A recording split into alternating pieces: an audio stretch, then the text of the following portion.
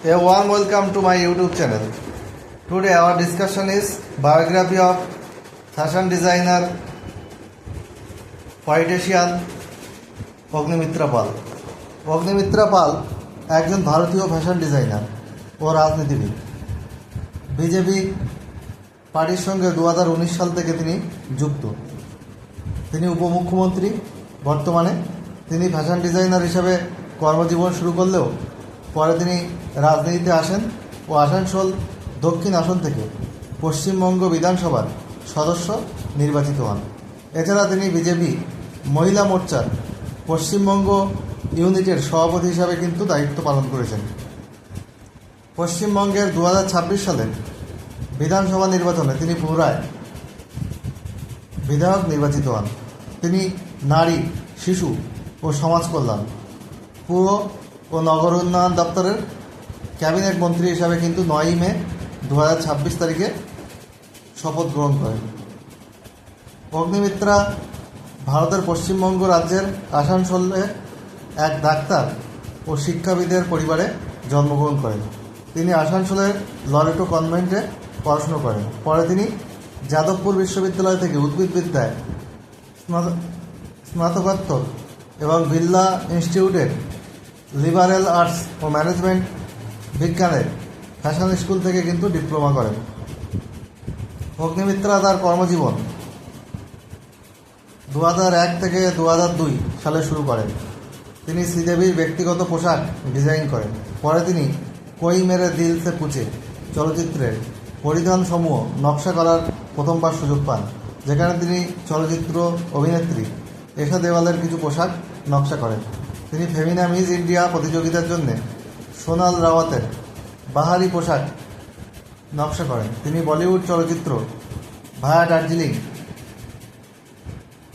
কে মেনন, সোনালি কুলকার্নি, পারভিন তাবাস এবং বিনয় পাঠকের জন্য পোশাক নকশা করেন। তিনি মিঠুন চক্রবর্তী, ঋতুপর্ণা সেনগুপ্ত, জিৎ, কোয়েল মল্লিক, স্বস্তিকা মুখোপাধ্যায়, মৌ গঙ্গোপাধ্যায় প্রমুখ অভিনেতা অভিনেত্রীদের জন্য 10টিরও বেশি টলিউড চলচ্চিত্রে পোশাক নকশা করেন।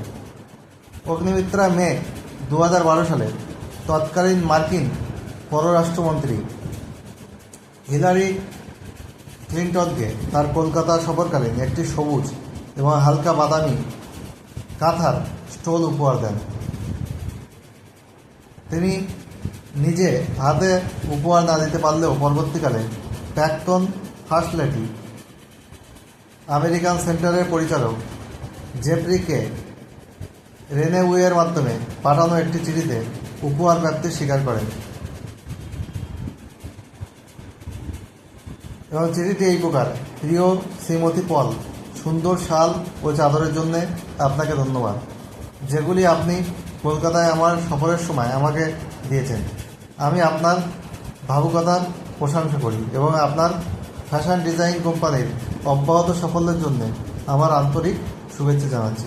সম্প্রতি অগ্নিমিত্রা পাল দক্ষিণবঙ্গের সুন্দরবন গ্রামের মহিলাদের ফ্যাশন প্রযুক্তির সঙ্গে যুক্ত করতে আগ্রহী হয়ে তাদের পাশে দাঁড়ালেন।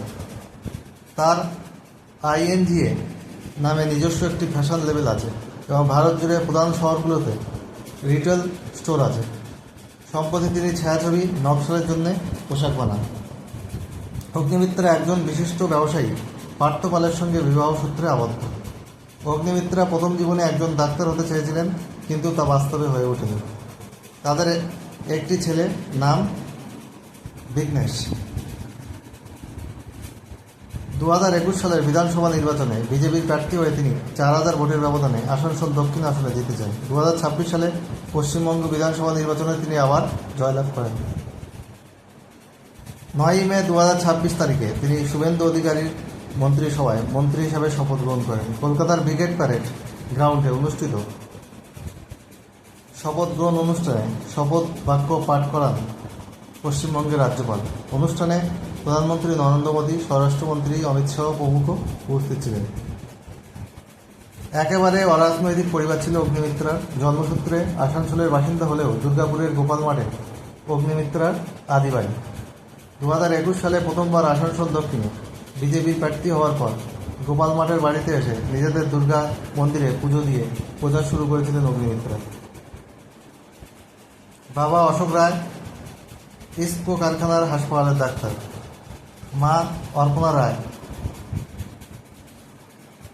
গৃহবধূ। 2 বোন অগ্নিমিত্রা বড়, ছোট বোন থাকেন লন্ডনে। আসানসোল লরেটো কনভেন্টে পড়াশুনো করার পর যাদবপুরে গ্র্যাজুয়েট হন।